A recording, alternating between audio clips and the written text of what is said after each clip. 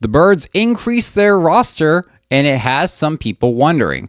We'll tell you what that is all about, plus the latest news involving Diana Russini and Mike Vrabel, and what change did the Birds make to their uniforms. Without wasting any more time, let's dive right into it.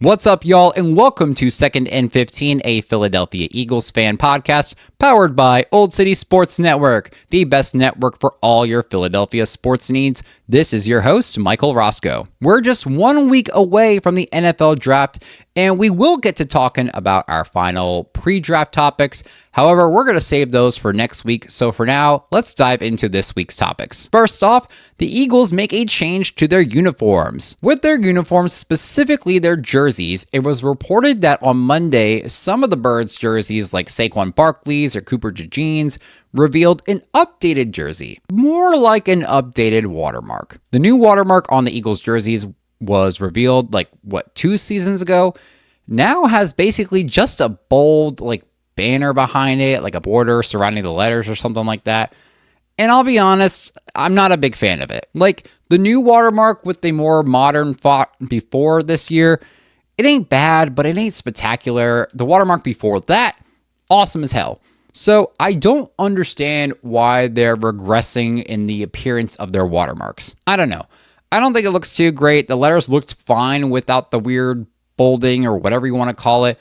But what do you all think? Let me know in the comments. Do you like this change or not? All right, moving on. So the Birds add another wide receiver to their roster, and it's got people talking. Over the past weekend, it was reported that the Philadelphia Eagles traded a 2026 fifth round pick and a 2027 sixth round pick to the Green Bay Packers in exchange for wide receiver Dontayvion Wicks. Not only did the Birds make this trade, but they provided a 1-year extension worth up to over $12 million or something like that. Primarily involved in a wide receiver 2, wide receiver 3 type of role, Wicks made 30 catches on 46 targets for over 330 yards and 2 touchdowns last year, which statistically was the worst of his 3-year career so far. While he isn't making a lot of catches, he did average over 11 yards a catch last season, meaning that he's very likely to get you a first down when targeting him, which obviously is a good thing when you're trying to march down the field and get into the end zone. This move comes after the Birds picked up additional wide receivers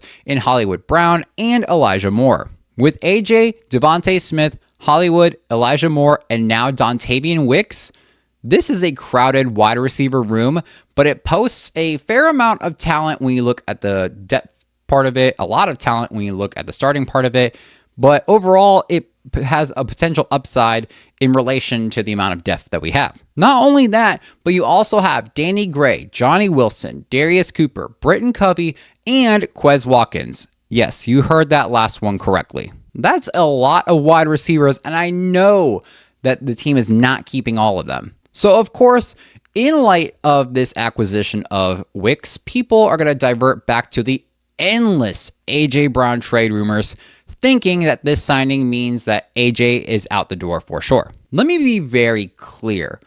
From a talent standpoint, Wicks is not an equal replacement for A.J. Brown. And that's not me trying to knock down Dontayvion Wicks. I'm just saying if I had to pick between one of the two, I'm going to go with A.J. Brown 99.9% of the time. But in terms of finances, when you factor in the extension, I can see why people would think is a replacement for AJ, also considering the amount of cap space that we have this year compared to previous years. However, I just don't think that this is the case, especially after what Howie Roseman said in a pre-draft media conference earlier this week. When asked, yet again, about the A.J. Brown rumors, Roseman answers with a little bit of annoyance, but a little bit of humor as well, indicating his exhaustion with these types of questions, and I don't fucking blame him. But he simply answers it with, quote, AJ is an Eagle, and that's all I need to be looking for. Yes, the timing of this move, questionable, but this seems like they're going forth with a plan that involves keeping AJ Brown on an Eagle while loading up in the depth room for wide receivers. And this is all despite what the media says. I'm predicting a lot of receiver competition this year, but my pre-draft prediction for right now is that for the 2026 Eagles wide receiver room, you're going to have AJ Brown and Devontae Smith as your wide receiver 1A and 1B. Behind them, you're going to have Dontavian Wicks and Hollywood Brown. And then behind them, you're going to have Elijah Moore and Britton Covey rounding out the group, with one of them being on the active roster as a return specialist and the other one being on the practice squad with the potential of elevation as the season goes on. All right, our third and final topic this week is the latest Russini-Vrabel controversy. So in the last episode, we talked about the photos of the reporter from The Athletic, Diana Russini, and Patriots head coach Mike Vrabel. They were seen together at a luxury adults-only resort in Sedona, Arizona, hugging and holding hands, laying by the pool and in the hot tub. Suspicious actions considering they're married to other individuals. The Athletic, which is owned by the New York Times, announced an investigation into Russini to determine if her actions violated their stance on avoiding activities that can be seen as, quote, a conflict of interest, since her reporting was centered around trade rumors, specifically to the Patriots, about Eagles wide receiver AJ Brown. That brings us to Tuesday of this week, where it was reported that Russini officially resigned from The Athletic, posting her formal letter of resignation on X. In the letter, she claims that her resignation is not due to the narrative that has been constructed around this episode, but because I refuse to lend it further oxygen or to let it define me or my career. And that is taken directly from her formal resignation letter. But, she's upset about a narrative constructed about her after she has spent months constructing a narrative about AJ Brown?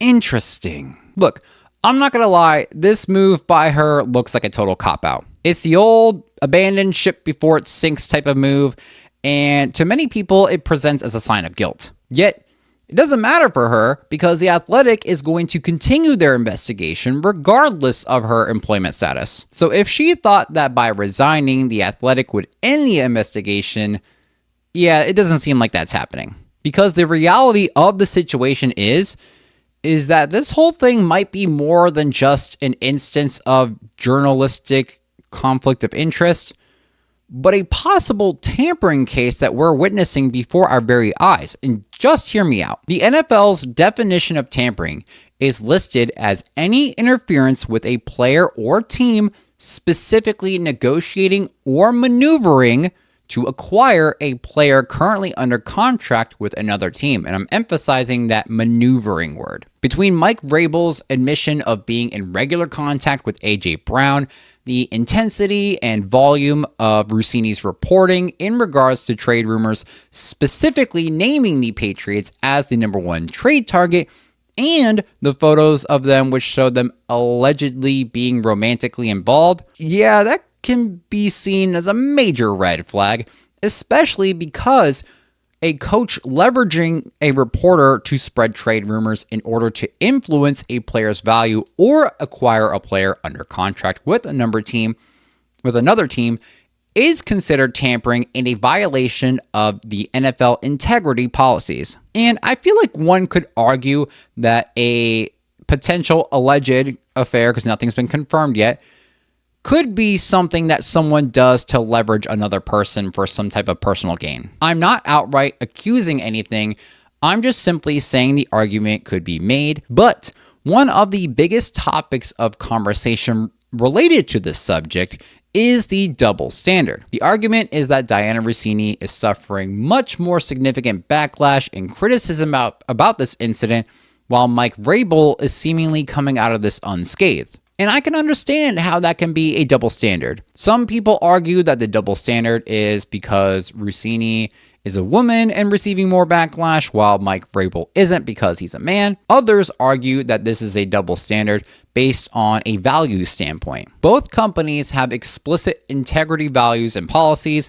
However, we've seen that The Athletic is conducting an investigation into Russini, while as of this time, we haven't seen any reports about Vrabel being investigated by the NFL, even though he's equally as involved in this situation as Russini. Some people claim that Diana's actions impact her ability to report with ethics, integrity, and credibility, which warrants an investigation, but then are silent on the matter when it comes to Vrabel and his ability to coach football. However, I think it can be easily argued that Vrabel's ability to coach football could be just as impacted as Russini's ability to report, as both, again, allegedly engaged in actions that amplify deficits in judgment and decision-making by violating the integrity/ethics rules of their respective organizations, especially if this all was a premeditated plan colluded by the two of them